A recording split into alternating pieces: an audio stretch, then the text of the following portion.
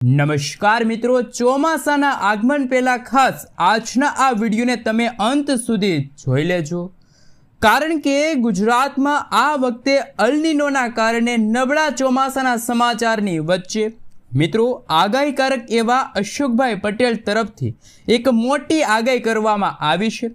તો એટલું જ નહીં, આપણે જાણીશું કે ગુજરાતના કયા જિલ્લામાં સૌથી વધુ નબળું ચોમાસું જોવા મળશે। આ સાથે જ આપણે મિત્રો 17-18 જૂન સાથે 19થી લઈને આવનારી 30 જૂન સુધીની ગુજરાતની આગાહી ઉપર નજર કરીશું, જેમાં આ વખતે ચોમાસાનું આગમન ગુજરાતમાં કઈ તારીખે થશે। મિત્રો, મુંબઈમાં હજુ પણ ચોમાસાનો કોઈ વર્તારો જોવા નથી મળી રહ્યો। આવનારા હજુ પણ મિત્રો 3 થી 4 દિવસ લાગી શકે છે મુંબઈમાં ચોમાસાને વાર। હવામાનની અત્યારે જે લેટેસ્ટ મિત્રો આગાહી સામે આવી છે, જેમાં આપણે જાણીશું કે ખાસ કરીને અત્યારે આગામી કલાકોમાં ગુજરાતના કયા ભાગોમાં વરસાદની સંભાવના। હવામાન નિષ્ણાંત એવા અંબાલાલ પટેલે પણ ગુજરાતમાં ખેડૂતો માટે ચિંતાજનક ચોમાસાની આગાહી, ચોમાસાને લઈને વાવણીની જે તારીખ આપી છે। તો બીજી તરફ મિત્રો આ મહિનાના અંતિમ દિવસોમાં એક રાહતના સમાચાર પણ સામે આવી રહ્યા છે। મિત્રો, હવામાન વિભાગના જણાવ્યા અનુસાર ભારતમાં ચોમાસાને અસર કરતા જે પરિબળો છે મિત્રો, આ મહિનાના અંતિમ દિવસોમાં હિન્દ મહાસાગરના દરિયામાં, જેમાં ખાસ કરીને ગુજરાતવાસીઓ થઈ જાજો તૈયાર, કારણ કે ગુજરાતમાં વરસાદના નવા રાઉન્ડ ક્યારે આવશે, આ તમામ હવામાન સમાચાર એક પછી એક મેળવીએ એ પહેલાં મિત્રો તમે અમારી ચેનલ ઉપર નવા છો તો ખાસ કરીને ચેનલને સબસ્ક્રાઈબ કરી દેજો। સૌથી પહેલાં મિત્રો અમે તમને અત્યારે ભારતના ઉપગ્રહ ઉપરથી લેવામાં આવેલું જે સેટેલાઇટ પિક્ચર છે એ બતાવી રહ્યા છીએ, જેમાં બંગાળની ખાડીવાળી ચોમાસાની પાંખ આ વખતે ખૂબ જ જોર બતાવી રહી છે। ત્યારે ભારતના પૂર્વ રાજ્યમાં ચોમાસાનું આગમન થઈ ગયું છે અને આપણે જોઈશું કે અત્યારે કડાકા ભડાકા સાથે બંગાળની ખાડી અને ઓડિશાના જે ભાગો છે ત્યાં ભારે વરસાદ પડી રહ્યો છે। અરબ સાગરની અંદર ચોમાસાની જે પાંખ છે એ આ વખતે મિત્રો ફરી એકવાર નિષ્ક્રિય હોય તેવા સમાચાર આવ્યા, કારણ કે અરબ સાગરમાં 4 જૂનના રોજ મિત્રો કેરળની અંદર ચોમાસાના આગમન થયા પછી 8 જૂન સુધી ચોમાસું ઝડપથી આગળ વધ્યું, પરંતુ મહારાષ્ટ્રના રત્નાગિરીના દરિયાઈ કાંઠે 8 જૂને આ ચોમાસું નબળું પડી અટકી ગયું અને મુંબઈમાં ચોમાસાનું આગમન હજુ પણ નથી થયું। 10 થી 12 જૂન વચ્ચે મુંબઈમાં આગમનની નોર્મલ ડેટ હતી, પરંતુ મુંબઈમાં ચોમાસાના આગમનને લઈને હજુ સુધી કોઈ હવામાન વિભાગે 3 થી 5 દિવસનો સમય લાગે તેવી જાહેરાત વ્યક્ત કરી છે।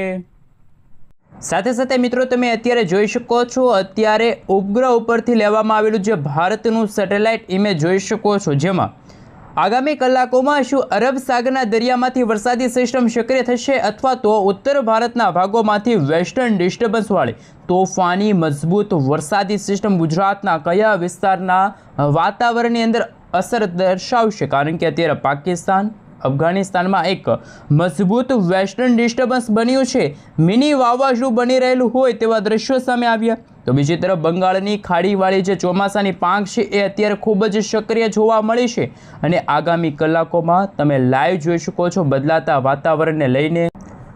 હાલ મિત્રો ઉત્તર ગુજરાતના બનાસકાંઠા, સાબરકાંઠા, અરવલ્લી, મહીસાગર, પાટણ, મહેસાણાથી લઈને અમદાવાદ અને ત્યાર પછી સૌરાષ્ટ્રના દરિયાઈ કાંઠાના વાતાવરણમાં વાદળોની ગતિવિધિ આજે વધતી જોવા મળી છે।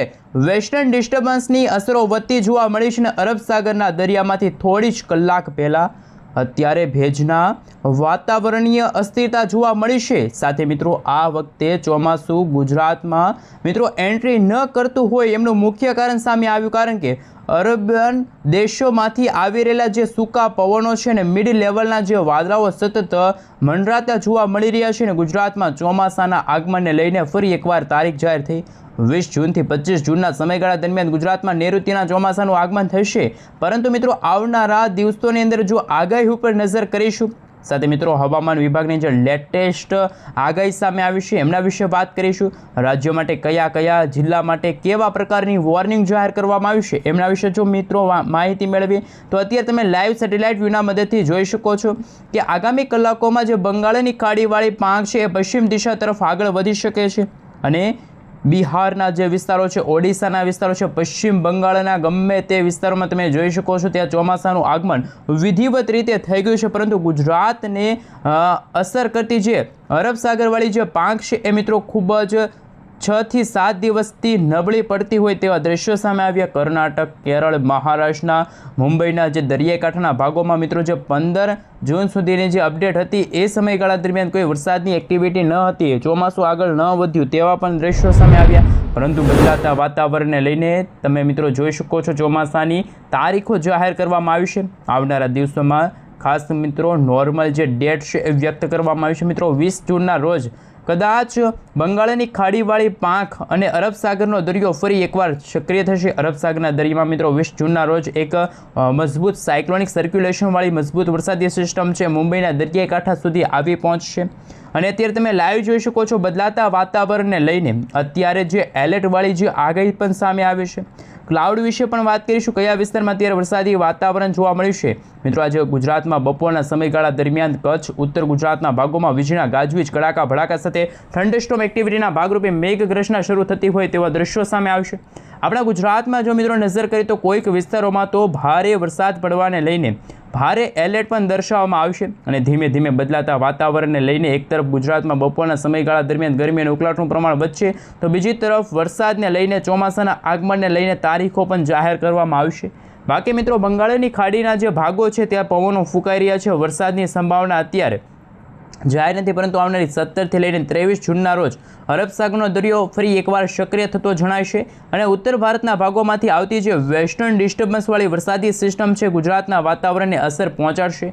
અને આવનારા દિવસોમાં મિત્રો તમે જોઈ શકો છો 17 થી લઈને 19 અને 19 થી લઈને 20, 21, 22 તારીખના રોજ ફરી ગુજરાતનું વાતાવરણ વહેલી સવાર દરમિયાન કાળા ડિબાંગ વાદળોથી ઢંકાયેલું જોવા મળશે. એકદમ પ્રી મોન્સૂન એક્ટિવિટીના ભાગરૂપે ગુજરાતમાં ચોમાસાના આગમન પહેલાંના વરસાદ જોવા મળશે. મિત્રો ખાસ 20 અને 21 જૂનના રોજ ગુજરાતમાં તોફાની પવનોની તીવ્રતા વધશે. ત્યાર પછી મિત્રો 23 તારીખથી તમે લાઈવ જોઈ શકો છો હવામાન વિભાગના જણાવ્યા અનુસાર રેન અને ઠંડા વિશે વાત કરીશું.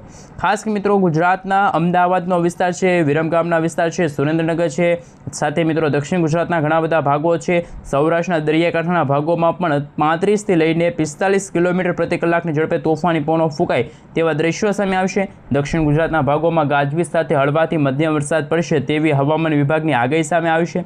મિત્રો આવનારી 18 તારીખના રોજ ગુજરાતનો નકશો પણ તમે જોઈ શકો છો. આવનારી 18 તારીખની વહેલી સવારથી જ ઉત્તર ભારત અને રાજસ્થાનના ભાગમાંથી આવતી વેસ્ટર્ન ડિસ્ટર્બન્સની અસર ગુજરાતના વાતાવરણને અસર પહોંચાડી શકે છે.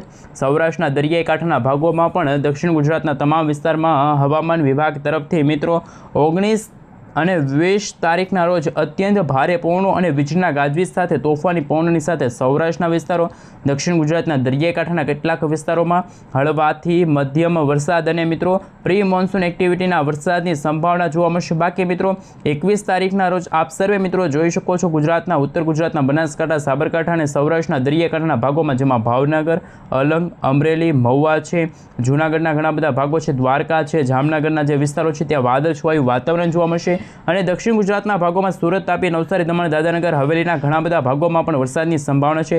આજે રાત્રિના સમયગાળા દરમિયાન મધ્ય પૂર્વ ગુજરાતના ભાગોમાં પણ તોફાની પવનોની તીવ્રતા અને મિત્રો આજે વહેલી સવારના 10 થી લઈને બપોરના 3 વાગ્યા સુધી પણ વરસાદની શક્યતા યથાવત રહેશે. ત્યાર પછી સાંજ પડતા કચ્છના વાતાવરણમાં ફરી એકવાર વાદળછવાયું વાતાવરણ જોવા મળશે અને વાતાવરણની અસ્થિરતા જોવા મળશે. હવામાન વિભાગના જણાવ્યા અનુસાર અમદાવાદ છે, આ સાથે સુરેન્દ્રનગરના વિસ્તારો છે ત્યાં વાતાવરણમાં વરસાદની સંભાવના ફરી એકવાર વધતી જોવા મળશે. વરસાદની ગતિવિધિમાં ફરી એકવાર વધારો થતો જોવા મળશે. વરસાદી ઝાપટાઓ પડતા જોવા મળશે.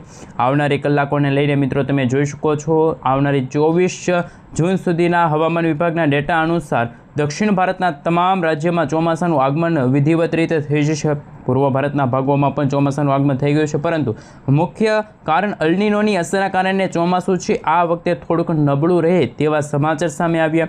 કારણ કે મિત્રો તમે જોઈ શકો છો ગુજરાતની સાથે રાજસ્થાન, મહારાષ્ટ્ર વિસ્તારની અંદર મિત્રો મધ્યપ્રદેશના વિસ્તારોમાં પણ ગ્વાલિયરના વિસ્તારો છે, કોટાના વિસ્તાર છે, જયપુર છે, એ વિસ્તારની અંદર પણ ચોમાસું ફરી એકવાર લંબાઈ શકે છે. દરિયાકાંઠાના ભાગોમાં કેટલાક સ્થળોમાં તો મિત્રો વરસાદી ઝાપટા તો અમુક ભાગોમાં વરસાદની સંભાવના પણ ફરી એકવાર ઊભી થતી જોવા મળશે. ધીમે ધીમે મિત્રો ચોમાસું ફરી એકવાર સક્રિય થશે, મજબૂત બનશે અને તમે લાઈવ જોઈ શકો છો ભેજ વધવાની સાથે છૂટાછવાયેલા વિસ્તારોમાં પ્રી મોન્સૂનના વરસાદની સંભાવના પણ વધી શકે છે. આપ સર્વે મિત્રો જોઈ શકો છો. ખાસ કરીને હવે પછી સૌરાષ્ટ્રના અમુક વિસ્તારો છે, રાજકોટના વિસ્તાર છે, સુરેન્દ્રનગર છે, બોટાદના એકલ દોકલ વાતાવરણમાં આવી શકે છે મોટાભાગે ફેરફારો. વાતાવરણ ગાજવીજ સાથે પણ મિત્રો પડી શકે છે વરસાદ. આવનારી 17, 18, 19 અને ત્યાર પછી 20 જૂનના સમયગાળા દરમિયાન પણ તોફાની પવનોની તીવ્રતા સાથે મેઘરાજા ગુજરાતમાં મન મૂકીને વરસી રહ્યા હોય તેવા દ્રશ્યો સામે આવશે. દક્ષિણ ગુજરાતના ભાગોમાં સુરત, તાપી, નવસારી, દમણ, દાદાનગર હવેલી, આ સાથે મિત્રો ભરૂચનો વિસ્તાર છે, ખંભાતનો વિસ્તાર છે, વડોદરા છે, અમદાવાદ છે, ધોળકા છે, ગોધરા છે, લુણાવાડા છે, વિરમગામના વિસ્તારોમાં પણ ફરી એકવાર તોફાની પવનોની તીવ્રતા વધશે અને જેમ સમયગાળો પસાર થતો જશે તેમ દરિયાકાંઠાના ભાગોમાં જૂનાગઢના વિસ્તારો છે, અમરેલીના કેટલાક વિસ્તારોમાં, ભાવનગર, બોટાદ આસપાસના જે વાતાવરણમાં તમે જોઈ શકો છો બપોરથી લઈને પ્રી મોન્સૂન એક્ટિવિટી અને